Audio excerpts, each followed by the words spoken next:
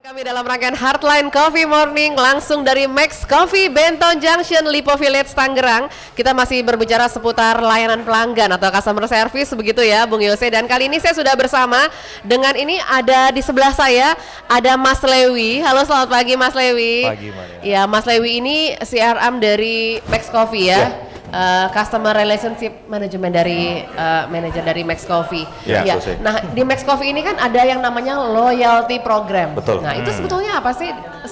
Jadi ini customer oriented program. Jadi kita punya program yang berbasis customer gitu. Mungkin lebih dekat dikit ya. Oh ya. Jadi kita sengaja buat program yang fokusnya ke customer. Jadi kita sih objektifnya adalah customer satisfaction sih. Di situ Max Card itu salah satu dalam loyalty program kita. Oh, Max Card yang biasa kita bagi-bagi Betul. itu ya? Oh, itu bagian dari loyalty program. Betul. Oke. Di sini kita mau ngenalin fitur barunya, Mbak. Jadi kita baru aja memperkenalkan Max Beans namanya. Itu adalah suatu penghitungan poin kita. Kalau di tempat lain mungkin ada istilahnya macam-macam, tapi kalau di tempat kita istilah poin kita adalah Max Beans. Max Beans. Betul. Kalau di tempat kita itu setiap pembelian minuman size reguler atau size max kita dapat 1 beans. Oh. Setiap 10 beans yang udah kita kumpulkan itu boleh ditukar minuman reguler varian apa aja. Oh. Berapa cup? 1 cup. 1 cup. Kalau dulu kan kita cuma tukar 1 poin dengan 1 cappuccino atau latte. Kalau sekarang kita open for all. Jadi kecuali minuman kemasan itu enggak. Jadi kita nanti Max Bean ini kita akan gunakan untuk program yang lebih jauh, nggak cuma sekedar tukar minuman, tapi kita bisa tukar merchandise, bisa tukar macam-macam. Jadi itu suatu yang sebenarnya lebih menggigit sih kalau sekarang lebih.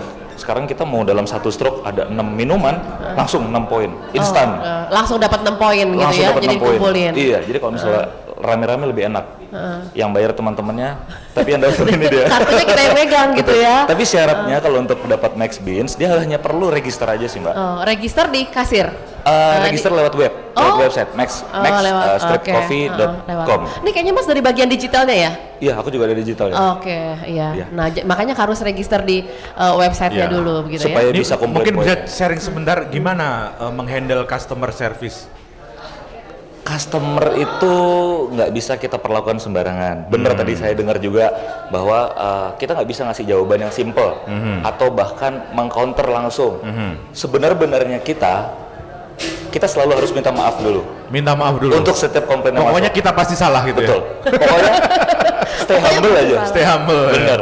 Karena kalau misalnya customer itu, kalau kita posisinya setara, customer itu cenderung malah makin ofensif. Terus dia malah nggak mau tenang. Itu kalau misalnya kita secara digital. Yeah. Tapi kalau pengalaman saya sebelumnya, kalau misalnya berhubungan dengan customer secara offline, bertemu tatap muka, betternya sih kita sambil duduk. Karena kalau dengar duduk itu lebih tenang. Oh. Kalau berdiri itu cenderung bisa gebrak Iya. meja, bisa tunjuk-tunjuk. Nada kita juga Betul. beda ya. Kalau Iya. duduk itu kalau bisa juga jangan berhadapan, tapi lebih sebelahan. Jadi memposisikan bahwa kita ini Iya. sahabat, teman, partner. Karena itulah saya lebih duduk. Makanya di sebelah-sebelahan. Betul. Jadi tensinya nggak tinggi, jadi Iya. sebelah-sebelahan. Iya. Kalau depan-depanan kayak lawan gitu. Iya, kayak lawan bicara. Oke, baik. Terus oh ya, nanti max card yang dibagikan itu kita nggak kasih poin, nggak kasih isi 100.000. Oh, selama ini kan Max Card itu isinya 100.000. Nah, Karena kalau sekarang kalau kita ngenalin poin Max Beans, jadi kita kasih isi di dalamnya 20 poin setara dengan 2 minuman size reguler. Tapi kalau diregister dapat lagi tambahan 10. Jadi setiap 10 kartu yang bin. diregister di website itu kita langsung instan kasih 10 10 bits. bin. 10 bits. Jadi total 30, bisa 3 minuman. Lebih banyak daripada hanya sekedar 100.000. 100.000, lebih besar nilainya dari 100.000 yang biasa Iya. kita pegang. Iya, gitu. iya, Oke, iya. Mas Lewi terima kasih. kasih ya, Iya, Mas Lewi. sukses juga buat Max Coffee-nya. Terima kasih. Oke, terima kasih. Iya, sok silakan. Oke, baik, hard listener untuk yang di Heartland Network di Lampung, Bali, Samarinda, Berau, Makassar, dan juga yang menyaksikan kita juga di channel YouTube di Heartland Network. Kita kembali ke diskusi kita tentang bagaimana kita memberikan excellent customer service ya. Sebenarnya yang ini udah terbaik. ada dari zaman dulu loh, ya Pak Joko dan juga semua narasumber. Zaman dulu itu kan kita selalu kenal setiap perusahaan, setiap kantor ada kotak pengaduan tuh. Kotak Biasanya kita pengaduan. masukin tuh kotak Iya. pengaduan. Sebenarnya udah dari zaman Di dulu. kamar begitu saya ya, juga Pak? ada kotak pengaduan. Apa? Kalau istri mau mengadu gitu kan. Kasihan banget sih sampai. Iya. Saya mau ke ini, ada juga dari band di Tangerang. Menarik nih, produk yang bagus bisa menjual dirinya sendiri. Meski customer service kadang buruk, tapi kalau produknya bagus, tapi tetap rame customer. Kayaknya ada anomali di dalam customer face. Anomali seperti apa? Ini anomali juga ya Pak ya? Iya. Oke, jadi begini. Sebenarnya kalau kita bicara soal bisnis, kita punya 3 pilar. Pilarnya adalah produknya mesti excellent, operasionalnya mesti excellent, dan part of operational service-nya harus excellent. Jadi pertanyaannya saya balik dulu. Apakah produk yang jelek bisa nggak dijual? Jawabannya adalah bisa. Yang ada adalah seorang sales yang tidak bisa menjual. Tetapi pertanyaannya, mampukah produk jelek punya sederetan yang namanya loyal customer? Pasti tidak. Karena apa? Karena begitu orang beli, orang nggak puas, dia nggak akan beli lagi. Tapi produknya bisa nggak dijual? Bisa. Tetapi ke orang-orang baru lagi. Oh, jadi tidak ada loyal Bisa. customer. Benar, bisa. Jadi tadi kalau produknya bagus gimana? Ada catatan bagus begini. Jangan percaya dulu bahwa produk Anda yang bagus pasti bisa dijual tanpa servis. Itu bisa terjadi ketika Anda nggak punya kompetisi. Oh. Contoh, kalau kita bicara soal PLN ya, PLN punya kompetisi nggak? Nggak ada. Jadi kalau ditanya PLN butuh servis nggak? Kalau saya pribadi bilang sebenarnya nggak butuh servis. Karena orang mau nggak mau harus ke PLN Mau nggak Pak ya? mau. Anda komplain seperti apapun, orang PLN lebih bilang, yaudah Pak, kalau Bapak komplain listrik saya matikan 2 hari, ya nanti besok orang kita cabut deh trafo Bapak. Kita bilang apa? Kita jadi yang turun. Oh, jangan gitu dong Pak, bener kan? Ketika produk nggak ada kompetisi, maka boleh mengandalkan produk. Contoh, ada satu produk di Surabaya, itu kalau pembicara-pembicara di Jakarta pasti makan itu, namanya tahu tek Surabaya. Tahu tek Surabaya itu jualannya di atas selokan, dikasih kayu gitu. Orang yang jual terserah Pak. Misalkan saya sama Pak Denny makan, 2 orang dulu biasanya cuma 100.000. Kali ini saya makan 3 orang 200.000. Kalau kita nggak mau bayar, orang yang bilang udah kalau nggak mau bayar nggak apa-apa. Nah, karena apa? Produknya sangat limited dan dia percaya bahwa tidak ada produk yang seenak dia, terlalu percaya diri. Tetapi ini era globalisasi, era di mana tidak ada produk yang tidak punya kompetisi. Jadi kalau hanya mengandalkan produk, hidupnya tidak akan panjang, pasti. Pasti. Jadi intinya produk dan service harus jadi sesuatu yang sama bobotnya. Nggak bisa cuma produk bagus, service nggak bagus, nggak bisa Pak ya. Kalau kita lihat brand-brand sukses, itu suksesnya bukan karena produk. Jadi kalau kita lihat makanan yang sukses hari ini, itu bukan yang angkanya nilainya 10, enggak. Tapi yang nilainya makanannya cukup 7 atau 8, cukup lah. Tapi ada pengalaman ketika orang makan, experience and happiness. Jadi produk dijual mesti membuat orang happy, dan ketika saya mau makan ada pengalamannya. Makanya kalau Bapak Ibu lihat, kalau lihat pameran-pameran bisnis startup yang non IT, seperti di acara-acara di pameran di mall, ada orang sekarang minumannya pakai infus Pak, susu pakai infus, ditenteng di belakang, minumannya pakai sedotan. Pertanyaannya, susunya nggak enak, ya. Selangnya juga ada yang bawa plastik, tapi laku, tapi hati-hati. Kalau produknya nggak diperbaiki, nggak lumayan tadi nilainya, nggak 7 atau 8, ya berbahaya. Jadi produk dan service harus berjalan berimbang. Kalau enggak nanti orang cuma sekali aja akhirnya Cuma udah sekali, cukup jadi gitu ya, bisa, Pak ya? tapi sekali. Jadi menipu customer baru Mbak. Iya. Gitu. Oke. Ini ada yang mungkin menanggapi apa yang disampaikan tadi dari Pak Rafiq. Selamat pagi Pak Rafiq. Kalau saya tetap berpendapat bahwa customer is a king dan bukan baby or whatever. Kita sebagai supplier hidup dari customer, jadi mereka king, dan itu bagaimana saya memperlakukan customer saya di perusahaan. Buat dia bukan baby or whatever gitu. Itu dari Pak Rafiq. Kemudian juga dari Pak Ruslan Effendi. Pagi Pak Ruslan. Apakah customer hanya berlaku dalam proses jual beli barang saja? Bagaimana dengan yang terjadi di sektor transportasi? Misalnya, pelayanan pada penumpang angkutan umum seperti penumpang kereta api, busway, pesawat udara, dan lain. Apakah masih ada idiom ini di era sekarang bahwa penumpang pembeli adalah raja? Mohon penjelasan. Pak Ruslan, Pak Rafiq, dan masih ada beberapa lagi nanti saya bacakan. Mungkin ditanggapi dulu Pak Danet, dari ya. dua ini. Saya tidak pernah berkata bahwa konsep customer is a king itu konsep yang salah. Saya berkata bahwa konsep ini dilengkapi, jadi sifatnya bukan substitute tetapi complementary. Ya, jadi customer is a king, that's good, bagus, karena memang pada kenyataannya perusahaan tidak bisa hidup tanpa customer. Itu pandangan yang pertama. Tetapi kalau kita mau punya intimacy yang lebih untuk konsumen kita, harusnya diperlengkapi lagi. Tidak hanya semata-mata dia adalah raja, tetapi dia adalah bayi yang harus kita pelihara. Karena seringkali raja itu nggak perlu kita pelihara gitu. Dia bisa pindah-pindah seenaknya dia aja. Dia gitu. bisa memelihara dirinya sendiri. Dia bisa Pak. memelihara dirinya sendiri gitu. Dan sekarang kalau kita hanya menganggap konsumen kita sebagai raja dan kita hanya mendekati dia dengan pola menyembah-nyembah seperti itu, akan dengan mudah dia melihat orang yang menyembahnya lebih dalam. Ya. Karena dia tidak pernah punya bonding dengan kita. Dia semata-mata senang karena kita nyembah. Ya. Begitu dia lihat ada yang lain menyembah lebih dalam, pindah dia. Karena dia tidak pernah punya keterikatan secara emosional. Kalau Yeah. saya melihatnya seperti Yeah. itu. Nah, keterikatan secara emosional itu bisa terjadi apabila kita memandang bahwa customer kita ini sesuatu entity yang harus dipelihara. Kita punya ikatan yang erat dengan mereka, bonding. Dan saya tidak ada bonding yang lebih kuat dibandingkan orang tua kepada anaknya. Yeah. Itu yang saya akhirnya menyimpulkan bahwa konsumen itu adalah bayi yang harus kita pelihara. Saya melihat bahwa sekali lagi tidak ada bonding secara emosional, secara intimacy yang lebih kuat dibandingkan bonding antara orang tua dengan Iya. anaknya. Itulah kenapa sebabnya saya berkata bahwa alangkah indahnya, alangkah baiknya apabila kita tidak hanya, bukan berarti salah ya, bukan berarti Iya. salah bahwa kita memandang konsumen kita sebagai raja. Jelas, itu konsep yang sudah bertahun-tahun kita Iya. amini. Baik. Tetapi saya melihat bahwa sekarang bergeraknya konsumen tidak lagi cukup hanya seperti itu. Karena pesaing makin banyak tadi Pak Joko bilang, Pak Denny juga saya yakin, dan Pak Guntur. Kita sekarang berada di era globalisasi di mana inovasi service yang diberikan itu luar biasa. Luar biasa evolve ya, jadi terus bergerak. Nah, kalau kita hanya memperlakukan konsumen kita semata-mata hanya sebagai raja, dia akan cenderung merasa bahwa oh, saya bisa pindah ke yang lain, Yeah. ke hamba saya yang lain yang bisa menyembah saya dengan sesuatu yang lebih dalam lagi. Oke. Jadi switchingnya akan lebih mudah dan kita akan capek sekali, Pak. Kalau Baik. seperti itu kita akan, kira-kira penjelasan saya seperti itu. Sekali lagi saya bilang bahwa saya tidak pernah menyalahkan konsep bahwa konsumen adalah raja. Itu sekali lagi konsep yang sudah berkembang lama. Saya ingin memperkenalkan satu konsep baru melihat situasi yang ada sekarang. Ya. Bahwa seringkali dalam kenyataan ini kita harus punya personal bond.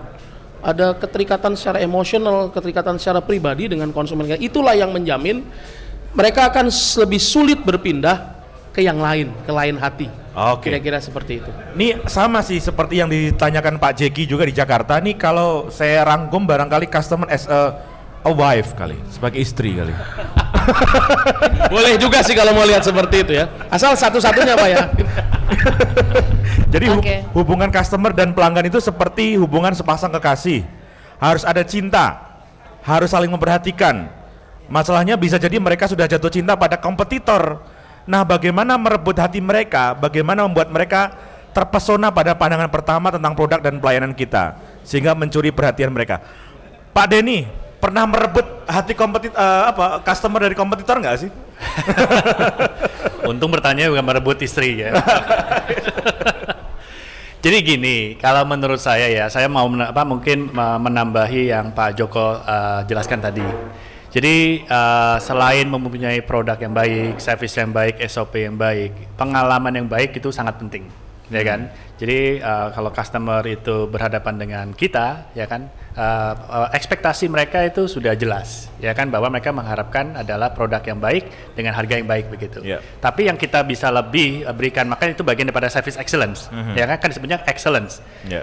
Kalau service ada memberikan value terhadap orang lain, terhadap pelanggan, tapi karena excellence kita memberikan nilai lebih begitu Yeah, kepada pelanggan. Pengalaman mereka selama berinteraksi itu yang membuat istilahnya membuat kita tuh beda dengan yang lain. Yang kedua adalah ya mungkin adalah terutama bagi yang bergerak di bidang informasi ya, IT ya. Kita tuh harus mempunyai kemampuan untuk bisa mengerti daripada pelanggan. Ya kan, istilahnya customer database, menganalisa begitu kan. Ini ke arahnya ke arah personalifikasi. Jadi saya tuh kan suka sekali belanja online ya. Kadang saya gregetan gitu. Saya masuk kok ditawari barang yang nggak relevan gitu. Saya tuh masuk mau belanja gadget, ya kan, kok ditawari maaf ya baju wanita gitu.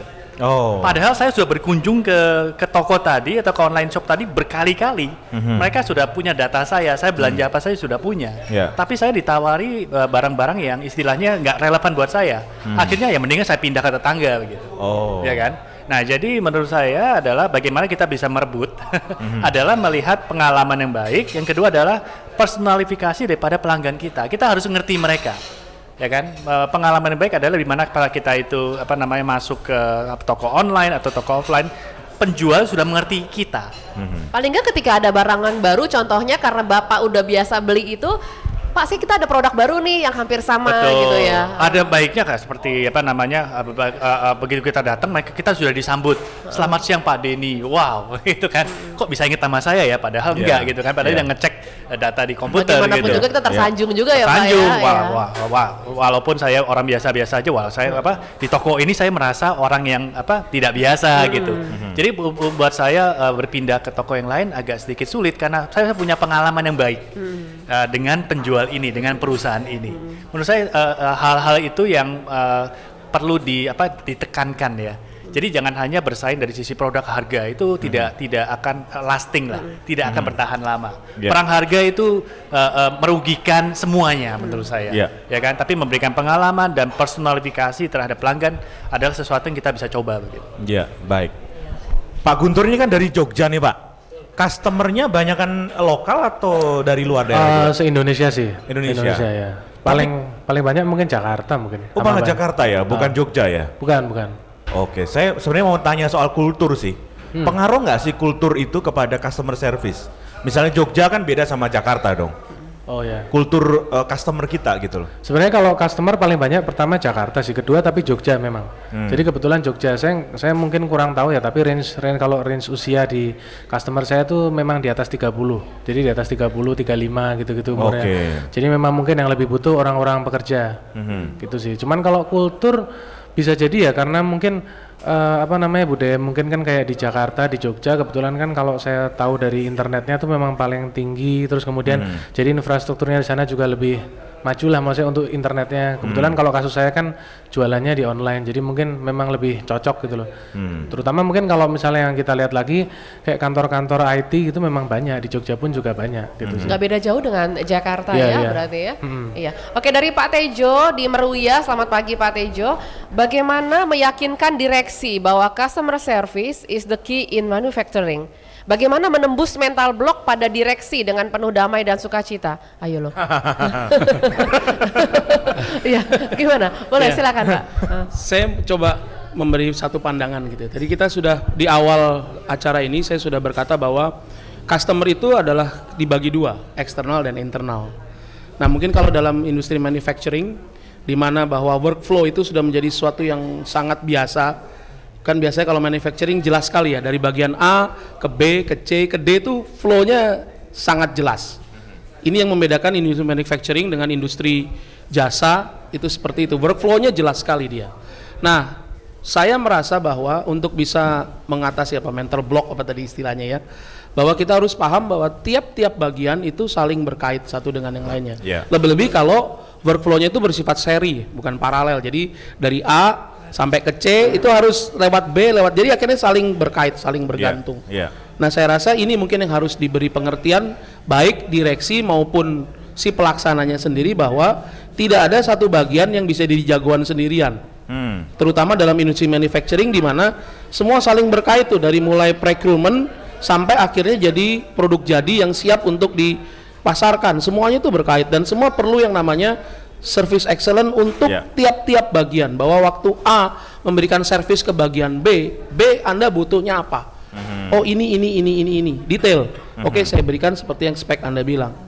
Nah B waktu memberikan informasi ke A juga harus dalam sesuatu yang sifatnya detail, jadi akhirnya tidak mengganggu jalannya workflow ini tadi dari A ke B ke C ke D. Jadi dalam industri manufacturing saya mengambil satu kesimpulan, justru karena workflow-nya itu jelas sekali, pendekatannya melalui internal customer, justru ini bisa di-applied-kan. Hanya memang tergantung seberapa jelas tiap bagian itu mendefinisikan tingkat ketergantungan masing-masing. Saya rasa seperti itu. Baik. Kita ada juga teman-teman dari Universitas Pelita Harapan ya. Iya, oke. Saya sudah bersama dengan Loren. Halo Loren, boleh berdiri? Iya, oke. Sebutkan nama, kemudian dari fakultas apa, pertanyaannya apa? Statusnya apa, single atau sudah punya? Perkenalkan, nama saya Laurentius Lintang, saya dari jurusan Ilmu Komunikasi. Dan saya mau nanya tentang, saya ingin tahu apa itu perusahaan B2B. kalau boleh tahu, dan bagaimana sih bentuk service excellence dan apakah ada suatu tolak ukur yang bisa kita bilang oh ini excellent kayak gitu. Ya. Terima kasih. Kita tampung 2 pertanyaan dulu ya. 2 pertanyaan, Oke, ya. dari Loren, kemudian ini dari siapa? Selamat pagi Pak, nama saya Livia Gunawan, saya dari jurusan ilmu komunikasi. Mesti grogi. Oke, saya mau tanya, kalau di perusahaan tanggung jawab customer service itu ada di mana dan departemen apa? Udah jelas ya Pak? Iya, baik. Iya, silakan. Mungkin Pak Joko mau menanggapi dulu, Pak Oke, Joko. tadi bicara soal B2B ya. Iya, B2B. Jadi B2B itu business to business, Pak. Business to business artinya misalnya saya punya produk ini saya nggak jual kepada customer langsung. Saya jual ini kepada perusahaan yang mau menjualkan produk saya, itu B2B. Sedangkan B2C adalah saya punya produk, saya langsung ketemu customer. Ini Max Coffee ini contoh yang B2C, business to customer. Iya, langsung. Ada lagi sekarang C2C, customer to customer. Jadi itu pengkategoriannya. Lalu tadi ditanyakan bagaimana customer service itu dinilai. Apakah ada yang dinilai enggak? Ada ukurannya enggak? Tentunya ada. Contohnya simpel aja, kita nggak ngomong yang rumit. Seandainya kita punya ada 10 customer, kita survei dia. Pak Jose minum kopi ini puas nggak? Oke, puas. Kemudian Pak Guntur bilang puas nggak? Nggak puas karena cuma sedikit kali gitu ya. Karena badannya gede jadi minumnya banyak gitu. Nggak puas. Lalu puas. Kalau ada 10 orang, 5 orang mengatakan puas, 5 orang mengatakan tidak, berarti service quality index dia simple aja itu 0,5. Jadi yang puas 50% lah. Itu cara gampang, tapi tidak segampang itu, cuman kurang lebih seperti itu surveinya. Jadi bisa dinilai. Jadi kalau perusahaan, pertanyaan yang kedua adalah bagaimana perusahaan bisa dinilai servisnya bagus atau tidak. Mestinya sebelum ditentukan bagus atau tidak harus ada standar dulu yang dinilai. Contoh, Max Coffee dikatakan bagus kalau satu, ketika mereka serving menunya cepat. Ketika saya tanya produk mereka tahu. Ketika mereka saya ajak bicara pandangan matanya ke mata saya. Ketika nanti saya ada mau bayar cepat proses bayar, jangan bilang mesin otorisasinya rusak dan yang lain. Jadi itu adalah 4 komponen. Nah, nanti tim audit akan ngecek 4 komponen ini benar atau tidak. Bahkan kalau mau detail lagi, ini AC-nya suhunya berapa? AC-nya ini suhunya berapa? Masuk tim audit akan cek, ditempel, oh suhunya benar ini suhu yang diinginkan customer. Bahkan Singapore Airlines ngukur senyumnya itu mau berapa sudut senyumnya. Oh, ada ukurannya tuh ya. Jadi coba kalau saya senyum gini, saya berarti sedang menghina orang, gitu kan?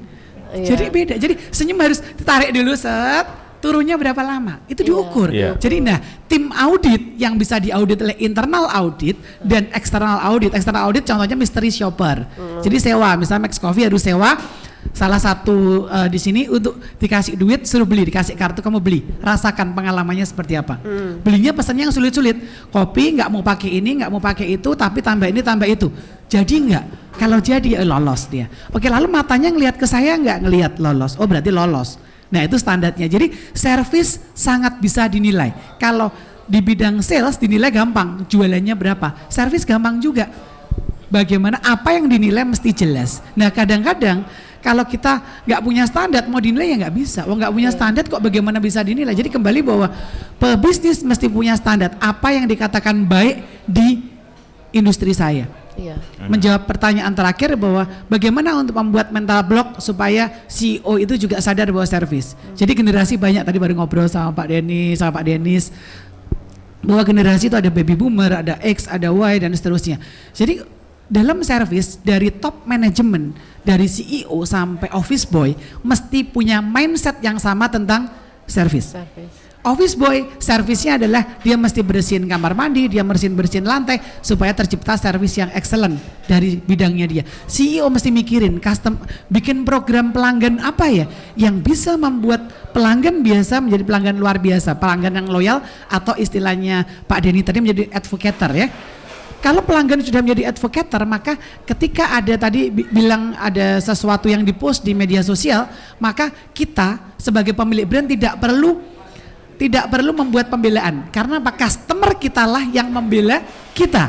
Contoh, ada satu tempat makan di mana ketika ada ketinggalan handphone, ketika ketinggalan laptop dia nggak pernah hilang. Kemudian ada ibu-ibu yang ketinggalan handphone biasa, handphone lama harganya di bawah 1 juta, dia ngepost di forum itu bilang handphone saya hilang ketika makan di tempat itu, maka yang lain akan bilang nggak mungkin. iya. MacBook Betul. Pro saya harga 16 juta aja nggak hilang kok Nggak di situ. hilang. Jadi kalau kamu bilang hilang, pasti hilangnya bukan di resto itu. Jadi dikontrol oleh pelanggan sendiri Yes, begitu itu ya. namanya pelanggan udah di atas loyal customer yang disebut Pak Denny sebagai advocator. Jadi dialah yang membela kita. Ketika industri kita punya banyak pelanggan yang advocator tadi, maka bisnis kita aman lah. Tidak hanya sekedar price war kita. Price war sebenarnya nggak penting kok Indonesia. Kalau price war percuma gitu. Ya. Iya, makanya Gitu. sekarang juga sudah banyak juga award ya untuk CS terbaik begitu. Iya, mungkin Pak Denny bisa nambahin, Iya, Pak. silakan Pak, boleh nambahin. Oh iya, saya sangat setuju ya. Jadi ada banyak teknik untuk mengukur tingkat kepuasan pelanggan.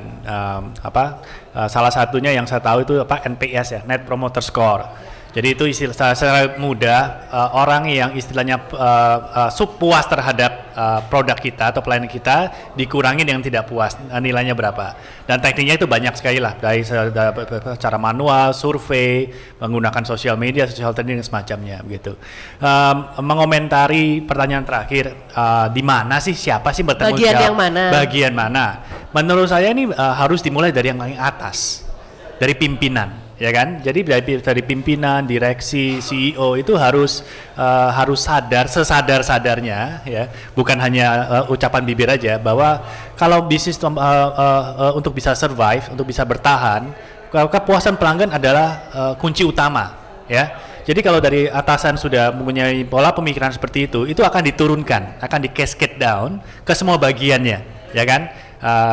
Bahkan yang saya amati dan kita terapkan juga di perusahaan saya ya, di Kinerja Pay Indonesia ini adalah kita terapkan dalam performance management system kita dari sisi KPI. Jadi kita punya KPI, punya matriks ukuran tertentu untuk mengukur kepuasan pelanggan internal dan eksternal. Begitu. Dan matriks ini kita akan turunkan ke semua bagian, ya kan, di mana mereka akan bertanggung jawab. Jadi semua ngerti matriksnya ya, Oh Pak? iya, jadi matriks itu semuanya itu seragam, di mana kita percaya kalau bagian terbawah bisa mencapai, akan di roll up ke atas. Secara personal kita akan tercapai. bergeser gitu ya? Betul. Tentunya akan ada bagian, misalkan bagian CS yang bertanggung jawab terhadap operasional sehari-hari, bertanggung jawab mengeksekusi strategi. Tapi strategi ini harus turun dari atas. Kalau ini tidak turun dari atas, ini akan akan tidak langgeng lah, ya kan? Pelanggan akan mudah sekali menemui tingkat pelayanan tidak seragam. Mungkin hari ini dapat pelayanan bagus, besok tidak. Ke cabang ini bagus, cabang itu tidak, begitu, ya kan? Nah, kalau semuanya sudah menjadi kultur budaya perusahaan, itu akan lebih lasting. Siapapun orangnya, walaupun kita mempunyai karyawan yang baru, kultur itu akan tetap ditularkan, begitu. Oke, mungkin 2 penanya terakhir, iya boleh. Siapa namanya? Namanya dan jurusannya. Saya Angel dari Ilmu Komunikasi Universitas Pelita Harapan. Tadi kan bicara tentang customer service. Saya mau nanya, ada nggak sih buku atau perusahaan yang bisa direkomendasikan yang customer service-nya tuh bagus gitu. Jadi cara customer service-nya melayani customer-nya tuh bagus, jadi bisa kita pelajarin. Nah, kira-kira itu perusahaan atau kalau ada buku itu buku apa? Terima kasih. Perusahaannya Kinerja Pay Indonesia. Iya, oke. Mungkin Cyberly.com. Oke, satu terakhir ya Bung Yose ya. Oke, siapa? Oh iya, silakan. Selamat pagi, nama saya Evan Steven dari jurusan Ilkom UPH. Pertanyaan saya tadi ada pepatah customer is the king. Bagaimana tanggapan bapak-bapak kalau content is the king? Terima kasih. Oh, product is the king. Content is the king. Oh, konten Iya. ya. Baik. Perusahaan mana tadi sudah saya jawab ya? Ada 2 nih. Iya. Mungkin pengamatan pribadi lah ya. Satu yang saya selalu gunakan sebagai referensi, terutama di luar, adalah Singapore Airlines. Ya. Jadi Singapore Airlines itu memang dari pertama merasa bahwa ini adalah penerbangan maskapai negara yang kecil gitu. Jadi kalau hanya menjual negaranya yang kecil tadi nggak bakal bisa bersaing. Yang mereka dijual pertama kali adalah pelayanan yang paling tinggi, ya, pelayanan yang paling optimal dari pertama. Dan yang saya cukup kagum adalah konsistensi mereka dari dulu sampai sekarang. Ya, yang kedua ya mungkin bandara. bandara di Singapura dan South Korea yang dari tahun ke tahun pasti memenangi award. Penghargaan ya. Jadi bukan hanya dari sisi kultur, dari sisi kemampuan mereka untuk menjadi yang terbaik, tapi konsistensi, mempertahankan jauh lebih sulit daripada mendapatkan award pertama kali. Nah itu. Jadi ini berlaku juga untuk perusahaan, bukan hanya kita bisa menang award hanya tahun itu saja, tapi tantangan terbesar adalah bagaimana bisa menang dan menang lagi, mempertahankan jauh lebih sulit. Nah itu. Iya.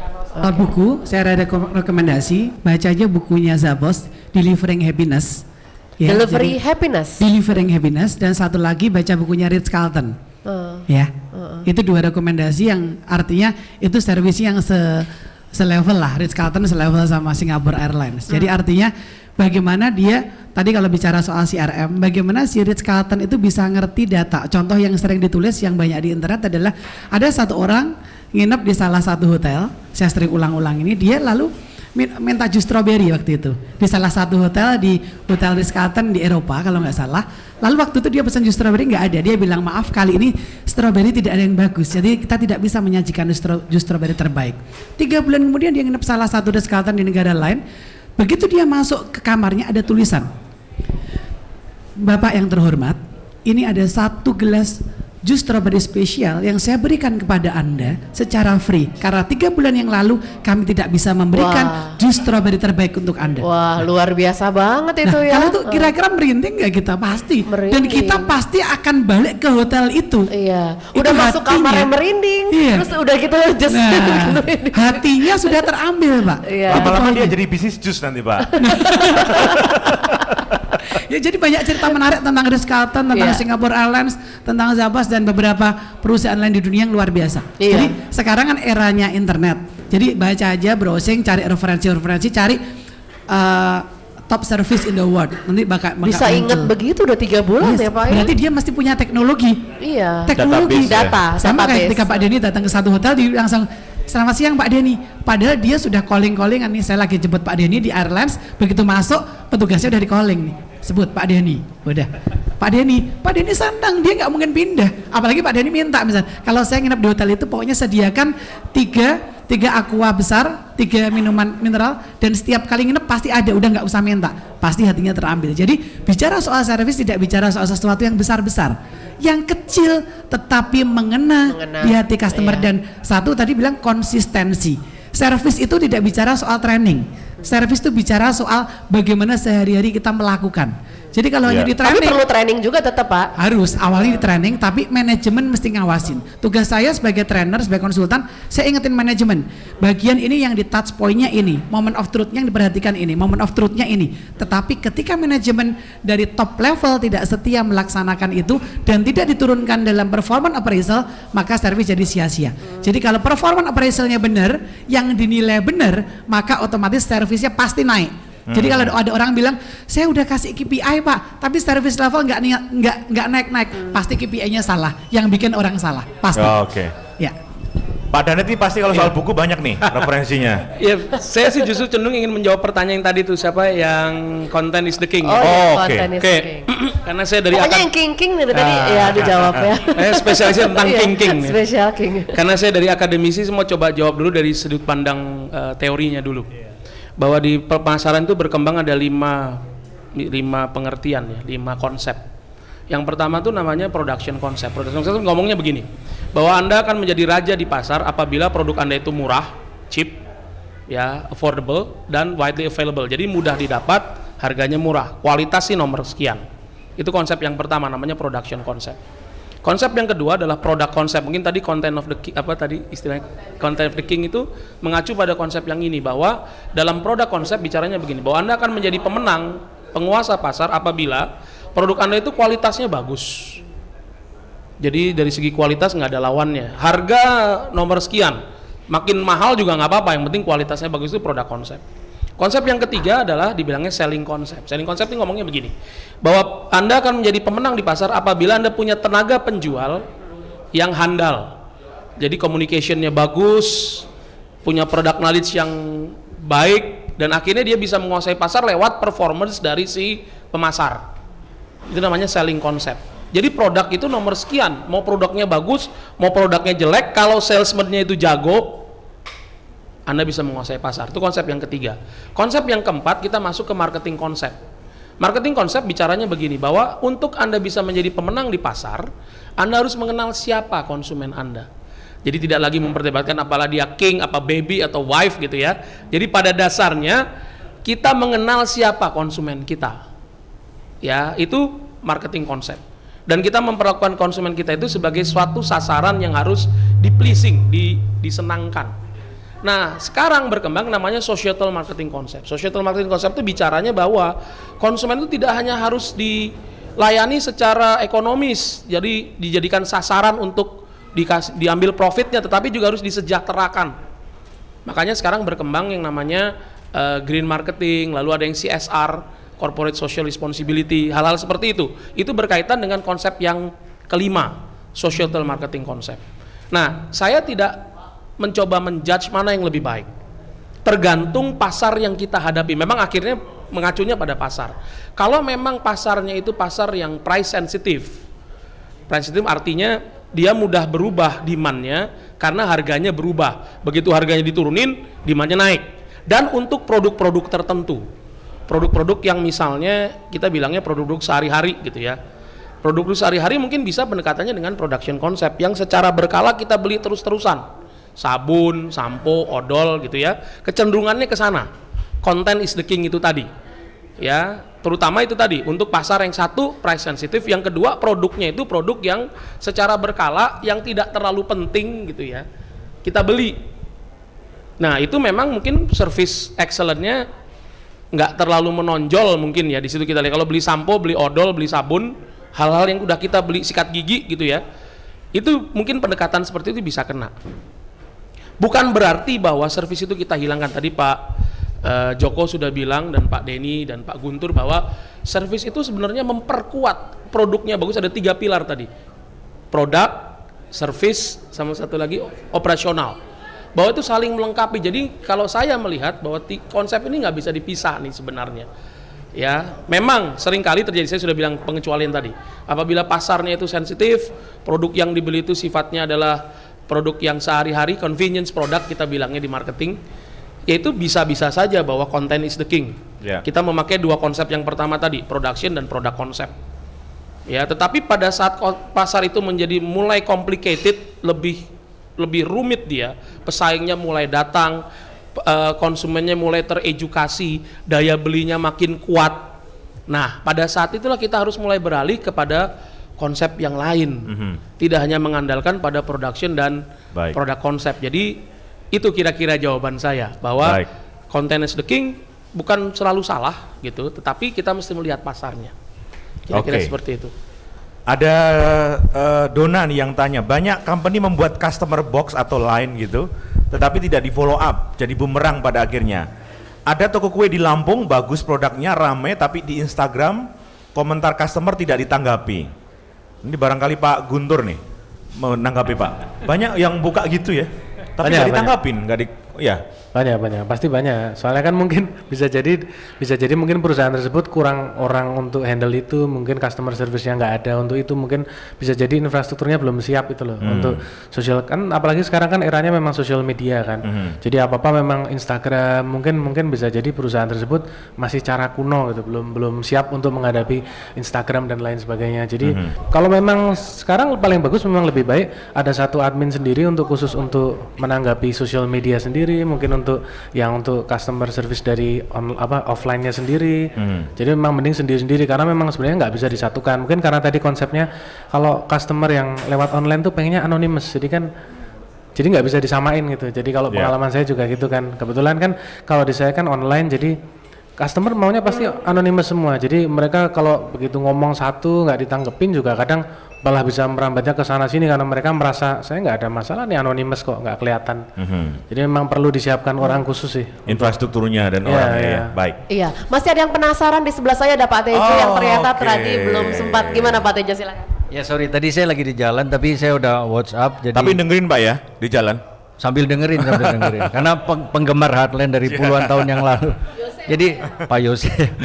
Jadi intinya gini, tadi terima kasih, saya bersyukur bisa nyampe di sini walaupun sedikit telat, tapi intinya tadi yang saya tanyakan mengenai manufacturing Nah, sekarang bagaimana menggabungkan manufacturing yang upstream dengan downstream itu untuk menjadikan satu di blending untuk mendapatkan satu program customer satisfaction, karena kalau marketingnya sih udah oke, pasti tahu, tapi upstreamnya itu yang mental blocknya gede banget gitu. Jadi gimana dobraknya ini biar bisa upstream sama downstream itu bersatu.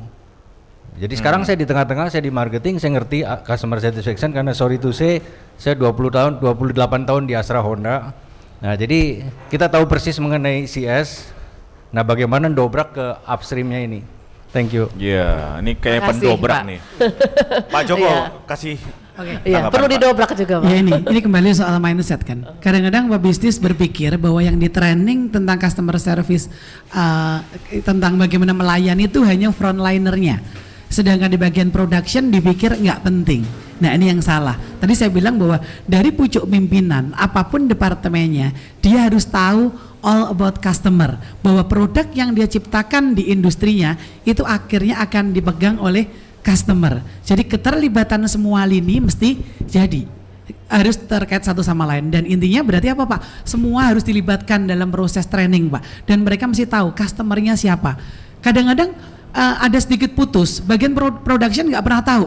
Jadi kalau Bapak tanya bagian production, kira-kira sekarang kita sedang iklan apa ya? Belum tentu tahu, Pak.